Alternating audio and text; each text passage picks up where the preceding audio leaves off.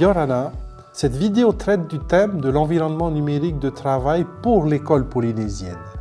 En effet, cette année, le ministère de l'Éducation, qui est aussi en charge du numérique, a décidé d'expérimenter cet outil dans 4 communes, 3 sur Tahiti et 1 dans les îles Marquises. Alors d'où nous vient cette idée qui est évidemment intéressante?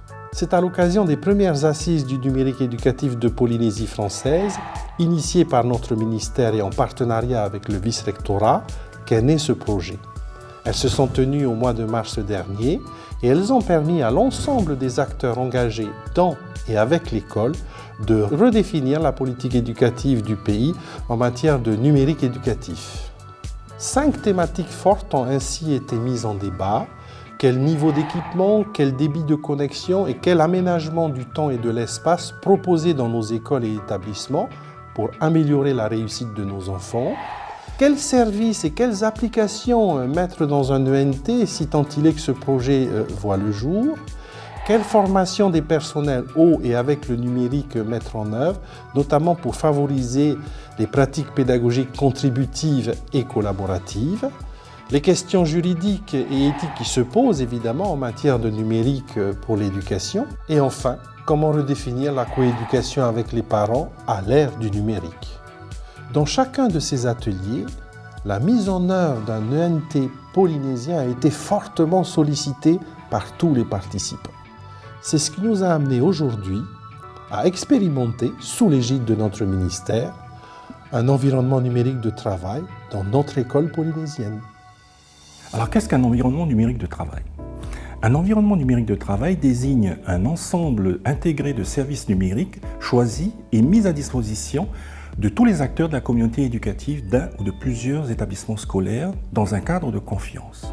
Il constitue un point d'entrée unifié permettant à l'utilisateur d'accéder selon son niveau d'habilitation et son profil à ces services et contenus numériques. Il offre un lieu d'échange et de collaboration entre ses usagers et avec d'autres communautés en relation avec l'école ou l'établissement. Comme vous l'a dit précédemment M. Laflaquière, à la suite des assises du numérique en mars 2021, Madame la ministre a fait le choix de mettre en place une expérimentation sur un ENT polynésien en Polynésie, fait par les Polynésiens. La contrainte était forte. Il s'agissait de mettre en place cet ENT dès la rentrée 2021. Nous avons donc fait le choix de la prudence et de l'urgence. Nous avons été sur le terrain, nous avons rencontré des acteurs qui se sont déjà lancés dans cette expérimentation. Il s'agissait du lycée hôtelier de Utu Mauro, du lycée Paul Gauguin et de l'Université de Polynésie française. Suite aux échanges que nous avons pu avoir, nous avons fait le choix de prendre la société eTop Éducation qui propose une solution que l'on appelle OSE. Alors c'est un outil qui est éprouvé en France hexagonale. Il est unique de la maternelle au lycée et il est évolutif. Il correspond exactement aux besoins de la Polynésie. En voici donc une vidéo de présentation qui pourront vous éclairer sur les possibilités de cet outil. OSE est une suite d'environnements numériques de travail qui permet la liaison entre les établissements scolaires, les élèves, leurs familles et offre des usages numériques pédagogiques complets aux enseignants. Et c'est uniquement pour le second degré? Absolument pas. Les écoles maternelles et élémentaires ont également leur OSE dédiée, adaptée aux spécificités du premier degré. Cette plateforme pour les écoles s'appelle OSE 1D. OSE 1D permet d'avoir un tableau d'affichage numérique pour informer les familles, un agenda pour l'établissement, un cahier texte propre à chaque élève, un carnet de liaison, des espaces collaboratifs, des casiers de collecte, des ressources numériques et bien d'autres encore. Et côté collectivité? OSE 1D a tout prévu. Grâce aux espaces d'échange et de diffusion d'informations, pour le périscolaire par exemple. La mairie peut ainsi communiquer auprès de chaque école ou sur l'ensemble des écoles de son territoire. Elle peut également cibler un type de profil, parents d'élèves, enseignants, directeur ou directrice d'école, ou simplement un utilisateur. Bon, le mieux c'est d'aller voir. Afin de faciliter la prise en main de l'outil, le ministère de l'Éducation et la DG2E ont mis en place des formations qui ont d'ailleurs débuté depuis août 2021, donc à la rentrée, et qui vont se poursuivre jusqu'à décembre 2021, pour ensuite passer à la prise en charge par les enseignants et par les élèves, et donc tous les usagers de cette ENT à partir de janvier 2022. Les formations concernent qu'un bassin spécifique expérimental qui représente en fait à peu près la Polynésie dans son ensemble en termes de connexion et de moyens numériques. Donc il s'agit des écoles de Paea Papara Teveyuta, des collèges et du lycée aussi, des CETAD et de l'IME, et des écoles et du collège de Nukuiva.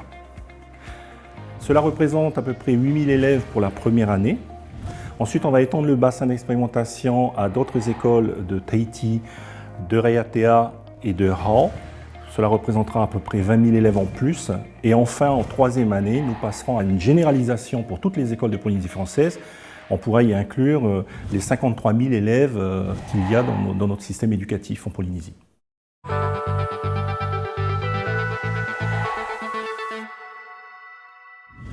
Le NT polynésien, c'est un outil au service de la réussite de tous les élèves puisqu'il favorise l'accessibilité au numérique. C'est un levier qui permet d'accéder au savoir et au savoir-faire scolaire, notamment dans le cadre de la continuité pédagogique par exemple. Et c'est également le moyen de gérer l'hétérogénéité des élèves, la diversité des élèves et de leurs besoins, en y répondant avec des moyens plus appropriés. Il réduit également la fracture numérique et sociale entre les élèves et il permet de lever les obstacles que peuvent rencontrer les élèves en situation de handicap ou de difficulté. Évidemment, l'accessibilité au numérique n'est possible que si les écoles disposent d'une connexion Internet suffisante. Je pense par exemple à certaines îles où le maillage numérique est insuffisant et si les élèves disposent de matériel informatique, smartphone, tablette ou ordinateur. L'accessibilité au numérique est donc essentielle dans la construction d'une école inclusive et c'est également un incubateur de nouvelles pratiques éducatives et pédagogiques. Alors l'ENT oblige le professeur à changer sa manière d'enseigner et cela passe aussi par un aménagement différent de sa classe, voire de créer des situations d'apprentissage qui peuvent se réaliser en dehors de sa classe, c'est-à-dire dans la cour de l'école ou bien au préau. Alors en tant qu'enseignant, il est nécessaire de se tourner vers des pratiques pédagogiques innovantes, telles que la classe inversée, où l'enfant est pleinement acteur de son savoir, avec l'utilisation des outils numériques qui vont lui permettre en fait, de mener un travail collaboratif avec ses camarades. Cependant, toutes les tâches ne peuvent être réalisées avec le numérique, notamment la production d'écrits, où la dimension humaine est primordiale. L'interprétation du maître sera nécessaire en fait. Alors pour conclure, l'ENT est un outil extraordinaire qui place l'élève au centre de son apprentissage grâce à des pratiques innovantes et à l'utilisation des outils numériques. Mais nous ne devons pas perdre de vue la dimension humaine qui est nécessaire au développement personnel de chacun d'eux.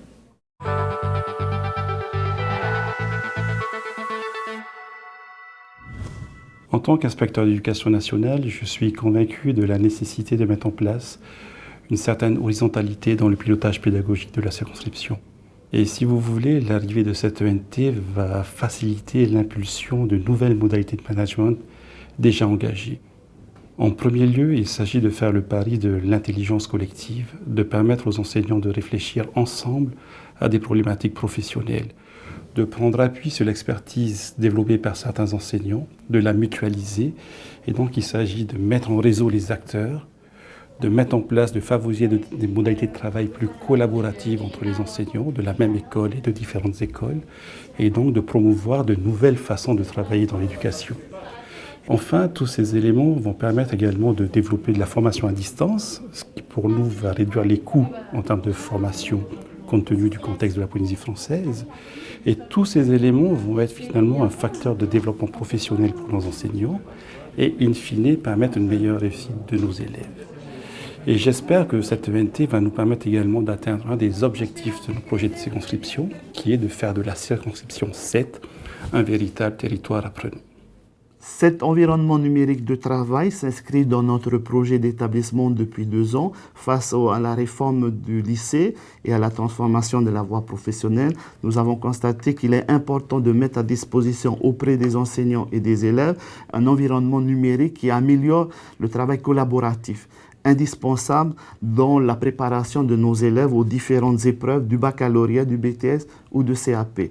Donc cet outil a été déployé depuis janvier 2021 grâce au soutien de l'équipe du vice-rectorat. Donc nous avons déployé cet outil à la rentrée au mois d'août et cela nous a permis d'assurer la continuité pédagogique durant la période de confinement. L'objectif principal, c'est vraiment d'aider les élèves et les enseignants à travailler en étroite collaboration. Donc cet outil est mis à disposition durant la période scolaire de temps de travail en classe, mais également hors temps scolaire où les élèves peuvent continuer à travailler au sein de l'établissement grâce au Wi-Fi du lycée, mais également à la maison. Les élèves qui ont des difficultés, le lycée, grâce au fonds social lycéen, leur met à disposition une tablette. Donc voilà, donc cet outil nous permet également d'améliorer notre travail de collaboration avec les partenaires professionnels dans la préparation des stages, de nos projets, concours, etc. Mais également de travailler sur le concept de coéducation inscrit dans notre charte de l'éducation avec les parents d'élèves qui nous proposent des recettes traditionnelles. Et à ce moment-là, donc, on travaille avec les enseignants et les élèves sur ces différentes propositions des parents et on leur propose après donc, un atelier en présentiel au sein de l'établissement.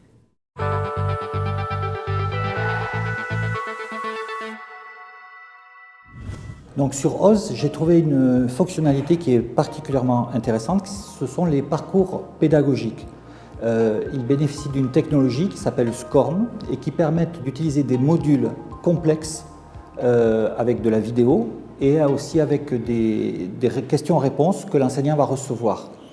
Je complète OZ par des éléments physiques, donc j'ai aussi un restaurant modélisé avec une imprimante 3D qui me permet de compléter ces modules. Et puis j'ai aussi un casque de réalité virtuelle qui me permet d'immerger les élèves dans les modules qu'ils viennent d'étudier. Et ça a été particulièrement intéressant pendant le confinement, puisque pendant le confinement, j'arrivais à distance à pouvoir immerger mes étudiants dans des concepts polynésiens en 3 dimensions.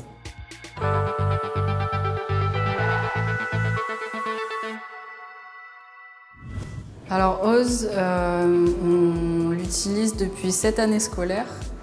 On l'a reçu pendant la première semaine du confinement.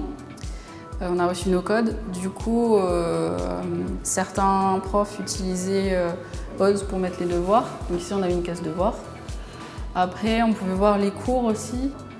Après, dans les études, OZ, ça me sert par exemple de voir les devoirs, de voir aussi les cours, les événements, s'il y a des visioconférences, et aussi de voir les contenus des cours ou le contenu des projets que l'on a organisés.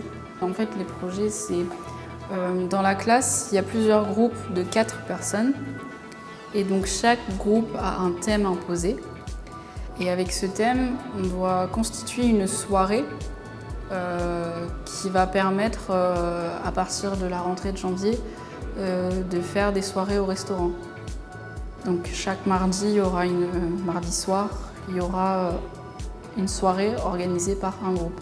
Par exemple, ici, on a les projets et on a des dossiers auxquels on peut accéder pour les cours.